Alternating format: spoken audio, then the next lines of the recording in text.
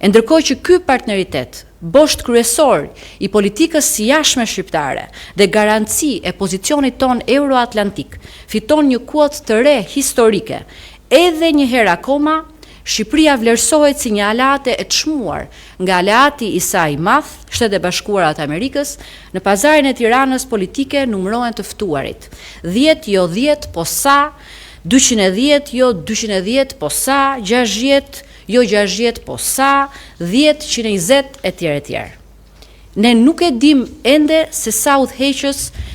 janë ftuar nga presidenti Trump në kohë e kapacitetet të ndryshme, apo do të ftohen për t'u bashkuar nismës së tij globale, por dim me siguri që as në Argjentinë, as në Turqi, ku udhëheqësit e atyre vendeve ku e ku më të mëdha se sa vendi ynë e kanë njoftuar publikun për ftesën, nuk ka pasur kurfar debati mbi madhësinë e numrit të antarëve të Bordit Paqes. Përkundrazi, përfshirja e vendit ndër të ftuarit është konsideruar diçka pozitive, e mirëpritur dhe e pranuar me falënderim.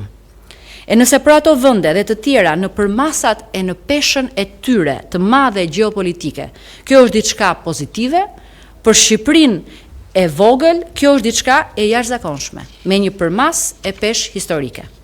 Bordi i Paqes përfaqëson një qasje të re, të ndryshme nga modele tradicionale të trajtimit konflikteve dhe mekanizmat ekzistues të menaxhimit të krizave. Ai lind në një kohë ndryshimesh të mëdha për botën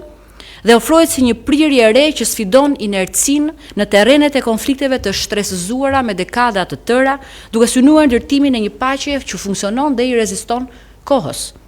Ne shohim këtë nismë si një përpjekje të fortë dhe fisnike për të shkuar përtej deklaratave politike apo angazhimeve formale në kërkimin e zgjidhjes së qëndrueshme të konflikteve. Përvoja jonë si vend që ka dalë nga një errësirë e thellë, ka lënë pas raporte të vështira dhe ka investuar në paqe, në bashkëjetesë, në bashkëpunim rajonal pa kufi, por më lejoni të shtoj, edhe modeli ynë i jashtëzakonshëm i bashkëjetesës fetare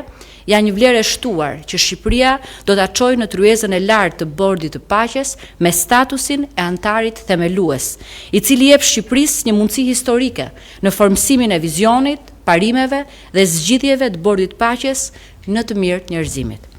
Sipas statutit, antarët themelues kanë zë të barabartë dhe peshë reale në drejtimin strategjik të këtij organizmi, prandaj kjo ftesë nuk është vetëm një nder i madh, por është një përgjegjësi e lartë shtetërore, madje mbi të gjitha një përgjegjësi e lartë shtetërore. Më vjen vërtet keq për nevojën për të komentuar edhe politikisht, nuk do doja, kur në fakt ky i Bordit të Paqes ishte fare rasti për t'i mbushur kanalet dhe portalet me opozitarizëm shiu e bore, por ishte në rastin më opozitar momenti për të heshtur.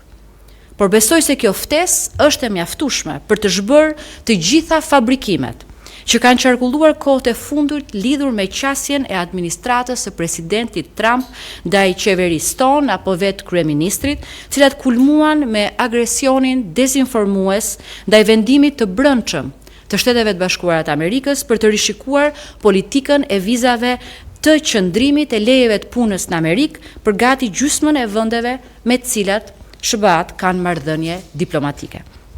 Të gjithë ata që pas një përgjegjshmëri publike u turën ta helmojnë publikun me parullën Shtetet e Bashkuara vendosën Shqipërinë në listën e zezë, duke komentuar me ngazëllim gënjeshtrën se vendimi në fjalë na lidhej me ndërshkimin e narkoshtetit të tyre imagjinar,